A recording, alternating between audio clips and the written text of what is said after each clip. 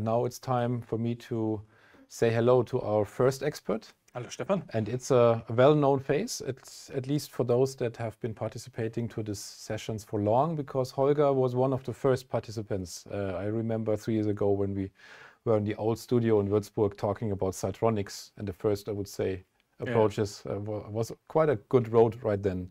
And also today we will talk about products, but not products only. So what will you have for us? Yeah. Hello, good morning, good afternoon. My name is Holger Pohl. I'm a product manager for Sitronics, and today we will talk about sustainability and the impact of industrial business on the planet. And we will give you some information about the background of the European Green Deal. We will tell you how you can get the product carbon footprint figures for the Rexroth products, and we will tell you how you can determine the product carbon footprint, the values for your own machine by yourself. And for that, I brought my colleague, an expert for sustainability, or one of the experts for sustainability, Mr. Kolos Malina. Hello, Kolos, please join us. Hello, good morning. So thank you, Holger, I think we will start with with Kolos, and then at the end I will bring you back in. So Kolos, good to have you. I think it's very interesting for the participants to know a little bit who you are and what you are doing in this company. And one question I have for you, the European Green Deal, I think it's maybe not known by everybody. So maybe you have a little insight on this. Yes, thank you very much. First of all, I would present myself. My name is Kolos Malina. I'm in the sustainability department of Rexroth. And we are, since 10, 12 years, we are operating and consulting our own plants to reduce energy consumption during the production, and therefore even to reduce the CO2 emissions. And nowadays we have an additional function. We want to bring the sustainability in all parts of the company, and we want to reach everybody and all our colleagues. And to your question, Stefan, I would explain a little bit about the European Green Deal. It's a kind of vision, and it's a kind of plan, it's a goal to make the continent European as the first continent CO2 neutral, and therefore the goal is 2050. And the European Green Deal, it's an kind of measures, 55 measures to reach this goal, and it's a kind of a package of political initiatives. Okay. Yeah. And therefore, it's cutting emissions, one of the biggest aims, but even bring it to harmonize the industry, the economy with our planet, with our way of produce and how we consume things. And the second goal is also to create jobs and boosting innovations, bring new technologies to the market. So I have 2 questions for you because of this. So first of all, 55 measures. I think that's quite a lot. So it would be quite interesting. What does it really mean? We have a lot of machine builders here. What does it really mean for the companies? Yeah, it sounds like a very, very broad field. And the second, this is now 5 years ago. What do you think? How far on the road are we already? Of course, 2050 is quite long, but how do you see the progress in the first 5 years? The progress is, it started, and the machine builders and the industry started to measure their carbon footprint, and they already started to reduce the energy consumption in all branches. So it started, and in the last few months, the European community they sharpened the goals. Okay. We have some not only the goal at the end in 2050. We have some goals till 2030, 35 in between. And they sharpened and make it harder, the reduction of the emissions. So it would be, I think, quite interesting later on if we have the questions to the customers, to the participants, how do they see it? And the other one again, so it's kind of a broad field maybe with this 55. So what is the main focus? How does it affect the machine builder? The machine builder will affect. Here you can see the view, the today view of the life cycle or the life parts of a product, starting at the design phase, over the manufacturing and use and the disposal phase. And in all these phases, it's possible, or more or less in the manufacturing part, the machine builders need to calculate their product carbon footprint. In near future, it becomes more and more important to know this amount of CO2. Furthermore, this is the view we Rexroth want to have in future, the view of the production and the life cycle of the products. So this the life cycle, the products will designed that they are at the end of the life cycle recyclable, dismountable, and reuse for the next life cycle. And to your question, what does it mean to the manufacturers? The PCF, the calculation of the PCF, it helps to identify and analyze, and therefore reduce the climate impact of the product in all stages of the life cycle. And furthermore, even coming out of this European Green Deal, one of the measures will be the CSRD, the so-called Corporate Social Reporting Directive. It's a kind of tool where the companies not only will measured by the financial situation, but even also about their sustainability situation. And it's a kind of it's a reporting tool. Okay. And our customers we are faced more and more with questions from our customer about the PCF of our products, and they need it to implement this amount of CO2 emissions in their own production line. Okay. And furthermore, and it's a big advantage in future, and sometimes it's already real life, that the customer asks us for the PCF to make an offer. It's quite more or less a precondition for any quote, and this can become a competitive advantage for the customer. So for me as a rookie, I just have this observation. We have a lot of abbreviations like CSRD, PCF, but you have, I think you explain it, it's also written on the slide, so very helpful. The second question comes into my mind, now we talk about the European Union. Of course, now we have the session for the Americas. We have a lot from South and North America. Is there something similar coming up? Do you notice? Is there anything, or is it really focusing on Europe for the moment? It's focusing on Europe, but there comes the other continents will even affected because of the CO2 tax. Okay. We in Europe, we have to pay a CO2 tax for a certain amount of emissions, CO2 emissions, and in the near future, it's called the CBAM. It's the, let me try to think, it's an even tax for importing products that the foreign countries has to pay, or the foreign companies in the countries has to pay. So it's kind of a global approach. Maybe the measures are a little different. And okay, and I like the last sentence, because that's also my impression coming back from the Hanover Fair this year. It looks like emissions are, or let's say the saving potential is is becoming more and more relevant. So you say it's maybe a competitive advantage. I think it is already. It is, yeah. And it may be as relevant as price and delivery. So I think you also talk about signing. You have these stickers. Yeah. In future, it will be the reality that the product not just get a price ticket. They will even get a CO2 ticket. Okay. So like the cars have in Germany, we have these numbers. And exactly, yeah. Okay. So, but I think now it's time also to ask the question to our participants. Maybe we are wrong. So let's see, is sustainability a decisive purchasing criteria for you today already?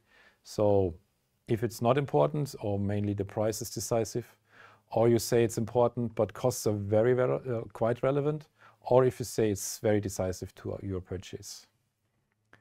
So let's wait for some more answers coming in.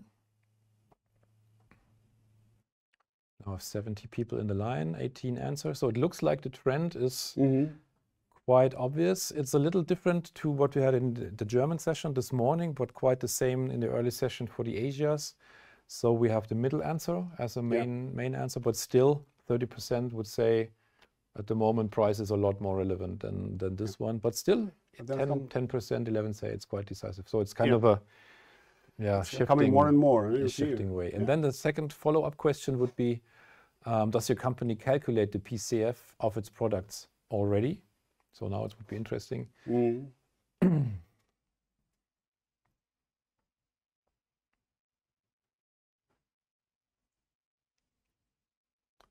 Okay. Okay, surprising. So it's changing a little. Yeah, it's maybe because of we're now leaving the European area a little bit. Yeah. So majority says never heard of PCF before. So that's a very valuable input then today for you especially. But also we have 14% to say PCF calculation is an integral part.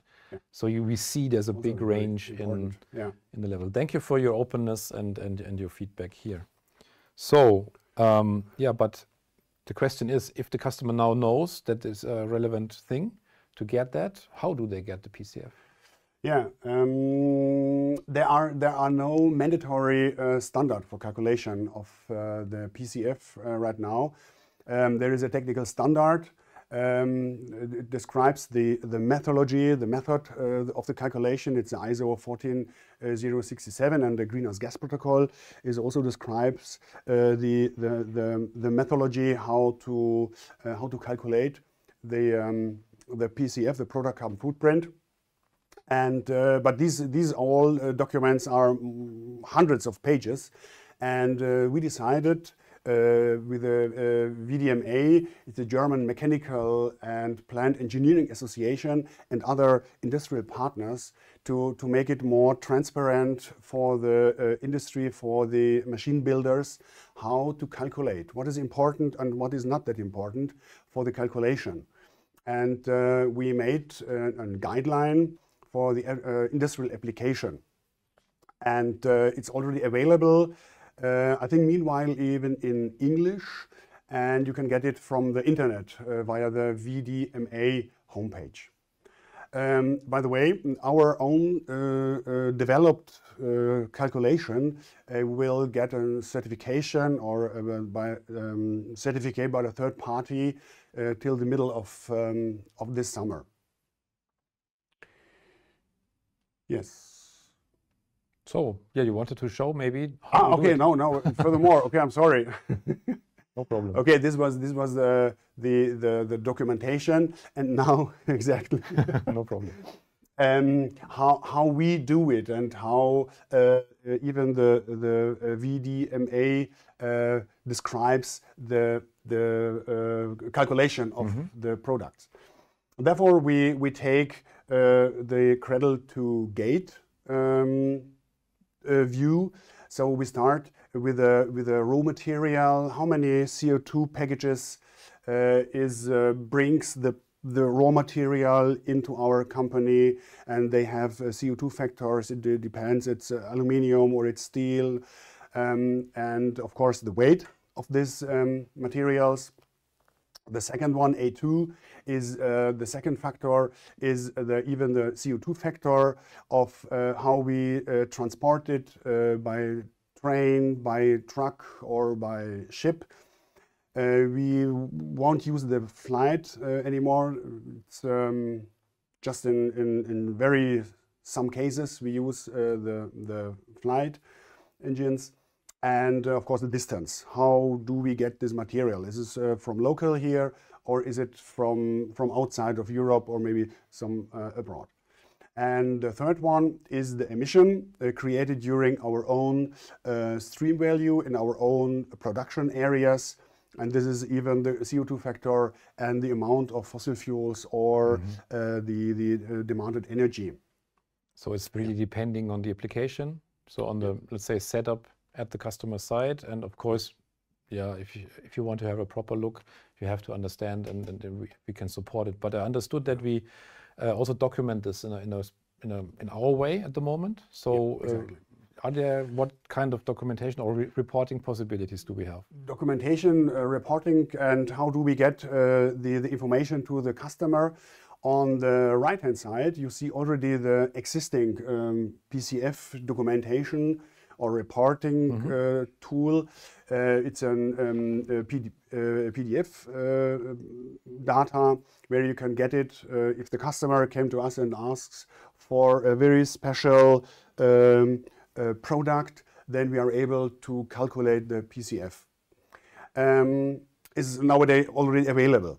In the middle one, there it's an initiative, or it's an standardization of an industrial approach. This IDTA, it's the Industrial Digital Twin Association, and they are creating a kind of standard how to get this information and a lot of other informations concerning the products, how to get this information in a digital way. Okay. So it's a digital digital project with a lot of industrial partners, even Rexroth. And on the left-hand side, you can see this will be the future, that the customer get access directly to our homepage and types in the requested material, pump, product, type number, and he will automatically get the product carbon footprint. It's kind of a self-servicing approach at that time. It So is. for the moment, we are offering this reporting. Yeah. Based on and you said it will be, the acknowledgement will be within 2024. So this calculation approach from Rexroth will be then kind of standard. Yes. As far as I understood. Yes. Yeah. Okay, but besides this reporting, is there anything more that we can offer? Yes, I will show you the life cycle again. You can see here all the phases, the product, the phase life cycle phases of the product, and we will now try and work hard on it, that we reduce in all these phases the product carbon footprint, the impact of our products. As mentioned before, in the design phase, we will design our products that they are ready for circularly. That at the end of the cycle they will be completely reused again. And we are looking in the second phase that we purchase our material, raw material, close to our sites. We will fuel-saving transport, use this fuel-saving transports. And in our own manufacturing locations, as mentioned, we are always working on energy-saving measures to reduce the energy consumption, to reduce the CO2 emissions. We have decarbonization projects in our plants worldwide, so we will get loss of the fossil fuels and the fossil energy carriers. And of course, we will build our own PV. We will create our own electricity in our sites. And on the fourth phase, this is important for the customers. We will, of course, the energy efficiency of our products, we want to raise up. We want that they use a little more and more less of energy during their lifetime. And this is even in this point, in the fourth phase, is the biggest energy and biggest CO2 emissions of the products. On the fifth stage, there's a remanufacturing. We have projects, we buy the old material products back from customer, work on it and sell it again as a quite new product. Okay. I think this is quite easy to understand. Thank you for this. I just got with me number 4. It's kind of the area where you have the most emissions. Now, thinking about the industry sectors you mentioned already, do you think there is kind of a tendency to specific industry sectors that have the highest impact or the highest need for energy? Yes, they are. But therefore, Holger is here, and I would pass him the question. over. Okay, so see you then. See you Thank later. Thank you. So Holger, yeah, Kolosh saved some interesting question for you. So is there anything you can say about this? Is there a specific industry sector that has a higher, let's say, I would call it positively potential for saving? The answer is yes, but before I step into the topic, I would like to address that questions to our audience, and I would like to have your picture. What do you think? Where do we have the biggest CO2 savings potential? So we have metallurgy presses, plastic machine tools, and mining. And we had a guess yesterday. Let's see if it's getting true. Becoming true. We have 18 answers right now. Let's wait 4 more seconds. Okay. Oh, interesting. Mining. Mining is getting a lot of votes. That's the first time for today, followed by metallurgy and plastic machinery. So what can you tell us about it? In order to answer your question, I would like to introduce a Boston Consulting study, which has been made by the VDMA and Rexroth together with Boston Consulting. And this study was looking into the technical levers in order to avoid the global warming of 2 degrees Celsius. And they are pointing out the CO2 savings potential per industry, and therefore they looked into 54 different hydraulics applications. And in the end, they suggest 5 levers in order to reduce the carbon dioxide emissions. And so lever number 1 are the renewable energies, carbon neutral energy. Lever number 2 are the existing and economically viable technologies, looking into lamps, exchanging light bulbs versus LED light, for example, looking into the energy efficiency factor of components. Then the next lever are the partly existing or less economically viable technologies. And then lever number 4 and 5 are today not really mature or economically viable, but in the media today we are speaking about that, and we are considering that as a solution. But for today, for the hydraulics, we want to look into the industrial applications. And here we have an overview where we do have the biggest CO2 savings potential. And number 1 for the hydraulics is the discrete manufacturing. These are plastic machines, presses, and machine tools, followed by wood and paper and the metallurgy. So I would say, looking at the answers from the audience, I see plastics, presses, and machine tools combined before metallurgy. I think that's what surprises most, also in the sessions before, and also what was my personal guess. But also mining, it's maybe not that, it would be part of this third one, so it's even less than metallurgy. Looking at the big one here, EV battery production, we did not talk about it because it's not a hydraulic approach, right? Yep. Okay. So, yeah, what to say? Is there anything we can do here to support, or what would you say? So if we look into the total carbon footprint of a product, we can see that, so here we see the carbon dioxide emissions over the complete lifetime. We can see that in the production phase, the share is relatively small. It's around 1%, while it's in the use phase, it's around 99%. So as a manufacturer, I think we mainly can contribute in the first phase, but also I think you're not here if we could not even support the use phase. Yeah. So in order to reduce the emissions during the use phase, we have different levers. The first lever would be to focus on a very good efficiency factor of the mechanical components. Talking about hydraulics, our pumps already have a really good efficiency factor. So now what we have done, or what we are looking also in, is the efficiency factor of valves, for example. So on the left-hand side, you have a conventional valve, and this has been modernized, optimized, and now it has only a quarter of the power consumption of its original valve. So we have optimized the solenoids, and by that we can drastically reduce the carbon dioxide emissions of this valve.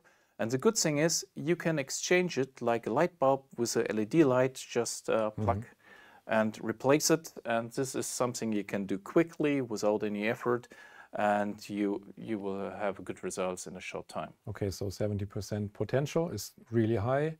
I was just thinking, looking at this bulb example, here we can see it from the outside, from the, I would say, product appearance. You said now it's based on the solenoids.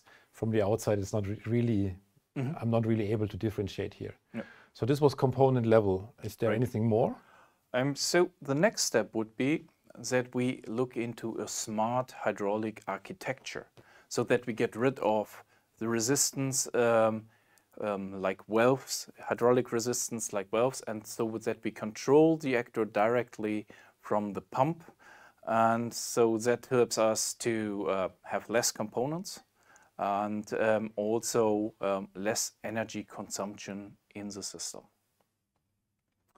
And the next step would be then that we use mechatronic components. So it's a combination of electric control and a simplified system. So that means this gives us a very compact system with less material, so a really small tank and a low oil volume in combination with an energy efficient variable speed pump drive system, for example. And for example, we have here the servo hydraulic linear axis. So that is a complete HPU, including the actuator. Here you see the cylinder. It's a complete tank inside. So, and the oil volume is really small, and you do not need any piping. So the production carbon footprint is really small for this product, and even in this use phase, it is very energy efficient. Okay, and as I said, I think it's plug and play. That's the easy way to install and use it. If you have the need for further information, you can just scan the QR code here. Otherwise, we also did a web seminar here with our colleague Stefan Thienen, I think 1 year ago. So if you get back to our YouTube channel, you will find this video. So now we were talking about kind of a subsystem approach, but there's even more, right? So our customers, they can implement our pre-configured systems, mechatronic systems. These are variable speed pump drive system that they can implement in their machine, and by that they get a very energy efficient system.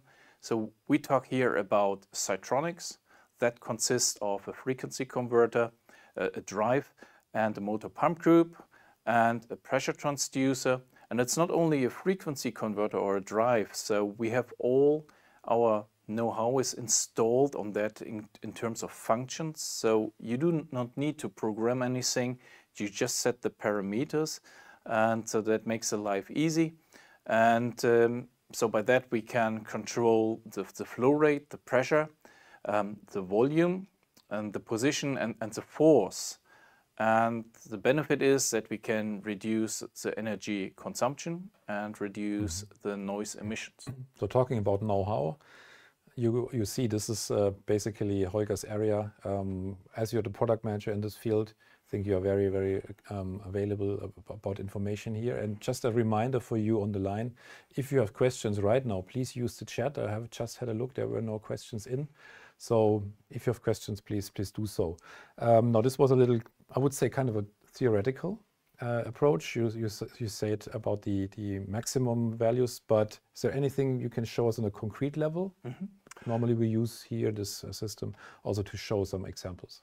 The CO2 savings and the energy savings, they depend on the load cycle. And as an example, I would like to point out here this machine tool. And you see here the pressure, constant 100 bar, and the flow rate over the time. And we have here a flow demand for the opening, closing the chuck, the clamping, and driving the tailstock. And if we look into that as in a measurement, here the power in watt over the time, you can see green line, that's a Sitronic system, and the red line is the conventional system.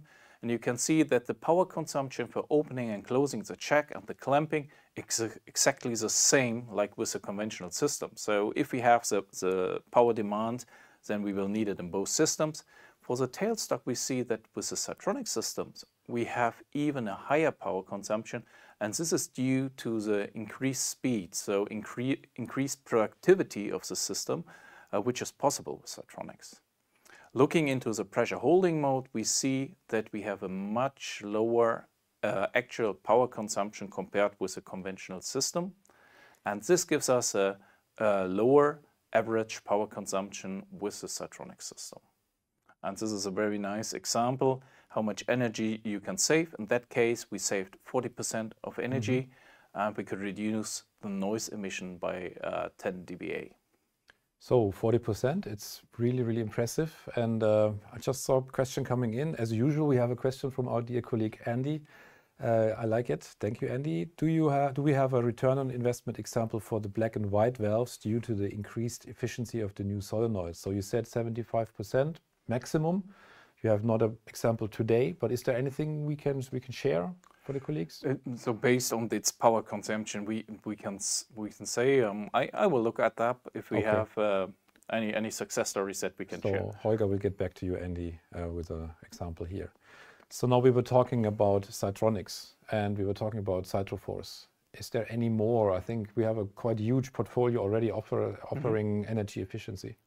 So here you see our product portfolio of variable speed pump drive systems shown as a dynamic over the power range. And so we have very high and standard dynamic. And so you can pick from a standard HPU where you just plug in the socket and then you can start to produce, or we have the light blue systems which can be implemented in the system. You just configure them and then you're also ready to start. And yeah, so that are the solutions we are offering. So I would think it's now really depending on the products used. It's not easy to calculate. Is there anything that our customers or even our sales and service partners can do, calculating the savings? Yeah, in order to determine the carbon dioxide emissions of your system, we are offering a sizing tool. It's called the Size and Select Assistant, and it's available for free on the internet. And if you follow that link, or if you go to Google and enter then Rexroth and sizing or Size and Select Assistant, this will guide you to the tool. And then after accepting the terms of use, you can switch to your language. And so then you can pick from directly entering the load cycle, or you pick a pre-configured application example. In that case, we enter here our pressure and the flow rate, confirm, and this will bring us to a pre-configured load cycle.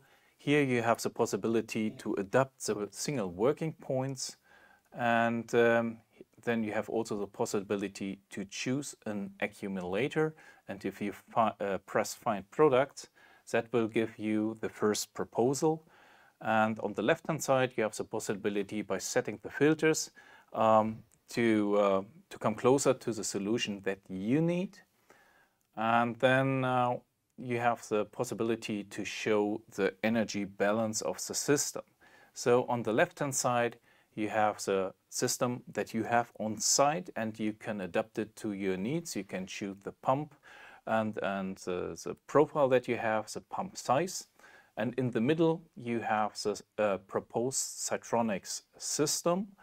And on the right-hand side, you have the information about the energy consumption and about the CO2 emissions of that application. And down there, you see directly you have energy savings of 20%. And if you enter the discount at the top, then it gives you the return on invest. That means how long does it take until it pays out to buy this additional components. I think this is really excellent because it's easy to get. You can adapt the load cycle based on your needs from the customer side, and especially also for the purchasing, it's a good way to have the actual prices for energy combined to the savings. So this is now for the design phase, I would say, an offering. Is there anything more that we can offer on maybe the other phases? So what else do we have inside here? So there is another function. Basically, we can import the data if we have taken a measurement. So if the service department goes out and takes a measurement, and then you can import the data here in this file and in this program, and therefore you choose this button here, and here you get an example how the file should look like, and then you prepare the data in an Excel file, and then you just pull that over, import the data here, and this gives you then the load cycle of your measurement. Wow. And based on that you will get the result and can pick the result. Yeah. That's quite easy, I would say. Thank you for showing. Okay. Yeah, so furthermore, we can offer from our service department that they take the measurement of your machines. They provide the data, what is the load cycle of a machine, and based on that they can make a proposal for the modernization of the machine. They even can do the modernization and fulfill the commissioning. And here you have a contact for the service department, or contact your sales in your country unit. They will help you. Okay, so I would say this is basically a very, very brief but very insightful overview on the topic. I think you also have your further contact possibilities, if I remember correctly. So yeah, even have the Siltronic support. Yeah. What is so special about this? So if you get stuck in a commissioning and have questions about setting the parameters, bus connection to the master PLC, any commissioning related questions, then we have a free of charge hotline. So within a certain time frame, they will help you out and answer the questions. They are really experienced, and they will help you with the problems you could face during such a commissioning. Okay. So, as mentioned, if you have now interest in getting into the PCF calculation or the energy saving calculation, get back to us, get back to the local sales, as Holger said, or even directly, and that's what I like, get back to the colleagues. And now it's maybe also time to bring Kolos in, as you also hear on the slide. So thank you both already. I think this was good. So we started with a little, let's say, more theoretical approach, understand the guidelines and the dynamics here. On the savings and the relevance, I would say. Sometimes maybe customers a little underestimating this, and I think this is getting now very, very quickly relevant. And then Holger, I think you showed very, very nicely the examples here based on true application examples. And of course, here on the side, if you're interested, you will get a lot more information. This web seminar will conclude now the set of information. You will get this set of documents at the end, of course. And now it's time for a last view on our chat. Looks like you have mentioned everything, so there is not a real big need for questions right now. So again, thank you. And also thanks to you for sharing the time. I just want to have just information to you. It's just 2 weeks from now, on the 26th of June, we will get the next web seminar. It's the H4U, it's the hydraulics for you. So make sure you are joining this also. And before you leave, we have the 2 feedback questions as usual. So we want to know how interesting this was for you, how satisfied you are with this web seminar. Again, thanks to you, thanks to all of you, and have a good time. Bye-bye. Bye-bye.